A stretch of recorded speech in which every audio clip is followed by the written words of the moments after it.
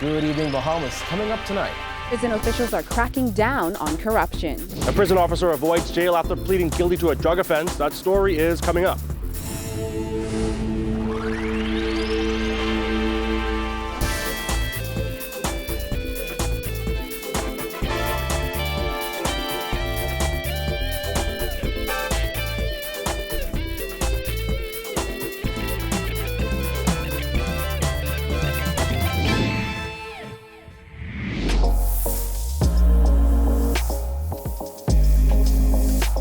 Our News is brought to you by Alive.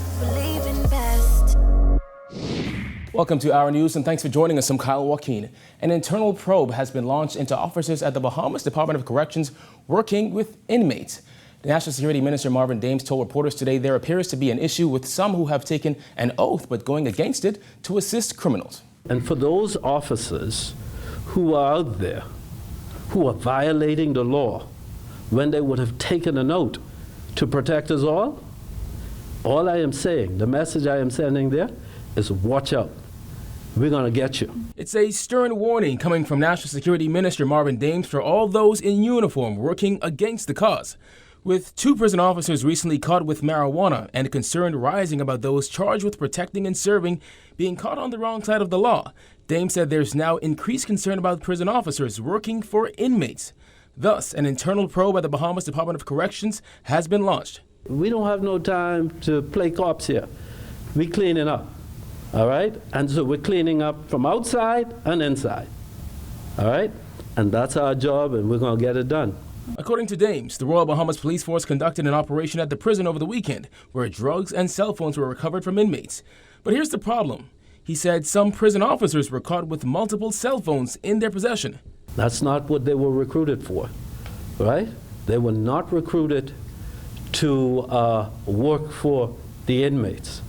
They were recruited to safeguard us from the inmates, right?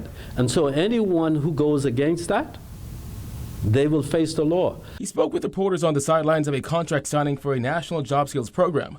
But Dame said his warning isn't just for prison officers. In recent times, several police and defense force officers have appeared before a magistrate on similar charges. We have some of these individuals in uniform, be it the Corrections Department, the police, the defense, customs, immigration, who are still not taking their oath serious enough. And that doesn't bode well with me, or the vast majority of decent officers in all of these agencies. Meanwhile, Acting Commissioner of Corrections Charles Murphy told reporters today authorities conducted an operation at the Fox Hill prison that led to the arrest of prison officers. Jillian Gray has that.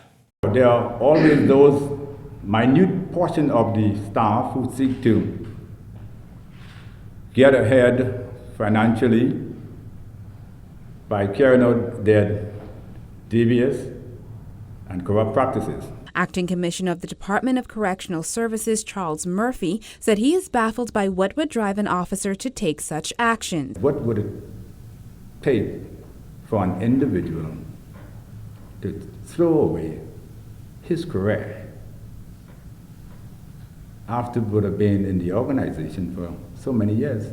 I would like to know what the price is. While expressing his disappointment with those officers, he said they are not treated differently when they arrive for remand. Once you've been sentenced, you are an inmate.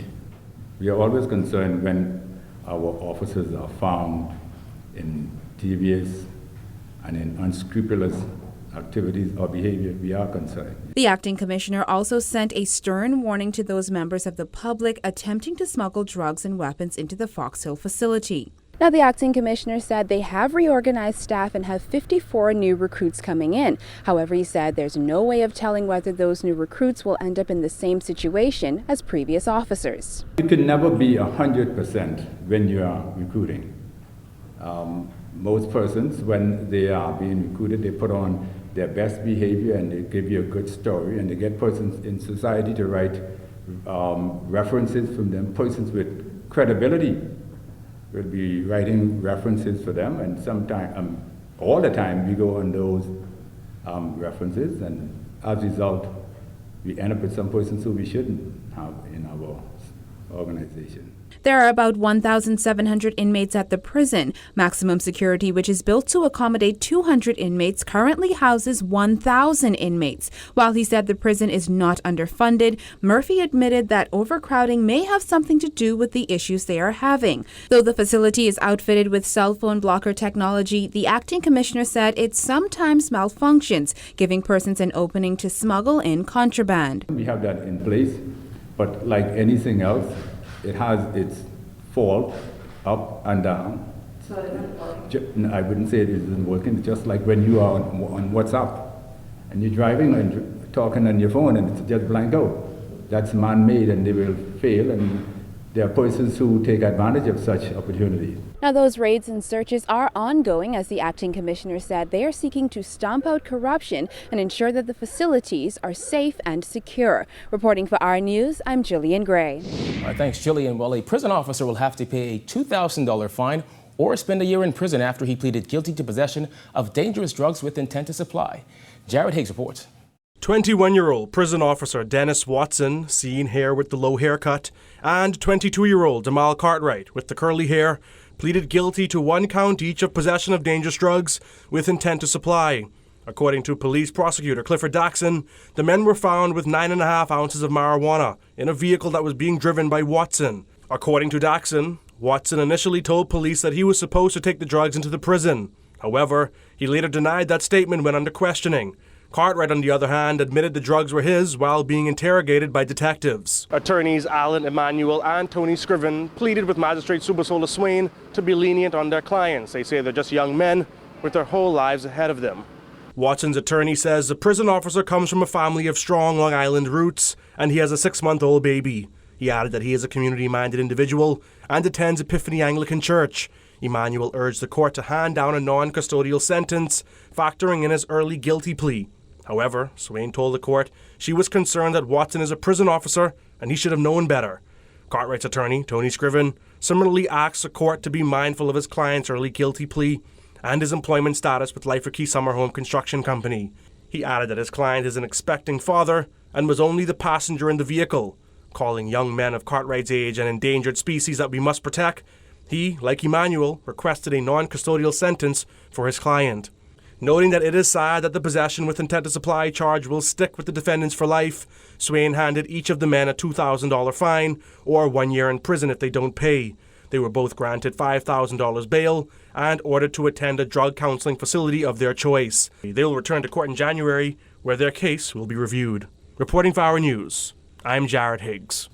Also from the courts, 40-year-old Faris Neely, shown here in the blue shirt, along with 51-year-old Maurice Sullivan wearing the beige shirt, were both charged with 13 counts of stealing by reason of service in the magistrate's court this afternoon. According to police, the men stole $198,500 from Yvonne Rold and Maureen Wallace. Prosecutors allege the duo got the funds by reason of their service. The crimes allegedly took place in July and August of this year. Both men pleaded not guilty to the charges and were remanded to the Bahamas Department of Corrections until December 4th for trial.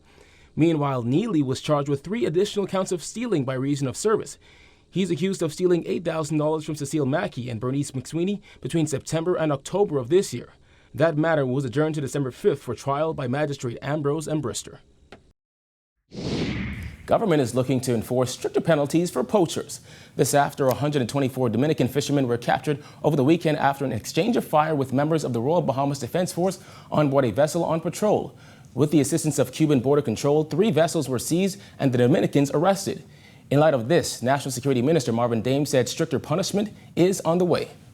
We are currently looking at current legislation with the means of stiffening them. This is, as I said before, this is not a new problem. This is a problem that we have been facing as a country for many years. But this government has taken on the task of addressing it and addressing it head on. No Defense Force officers were injured during the shootout as the Dominicans tried to flee into Cuban waters. Dame said the government is seeking to speak with the Dominican government to resolve the issue of poachers from that country. We continue to, I know I'd spoken with my colleague, and we continue to address matters like these. And so, we have to continue to work in that direction. We have to continue to work because, we're all a part of the international community.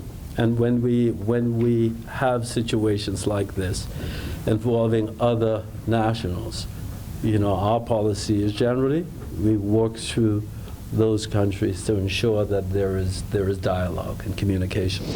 Cabinet is set to review a technical advisory report on the controversial Oban Energies agreement tomorrow, according to Labor Minister Dion Folks. While things may be relatively quiet on the Oban issue, we could very soon get a look at the new heads of agreement for the controversial oil refinery project on Grand Bahama.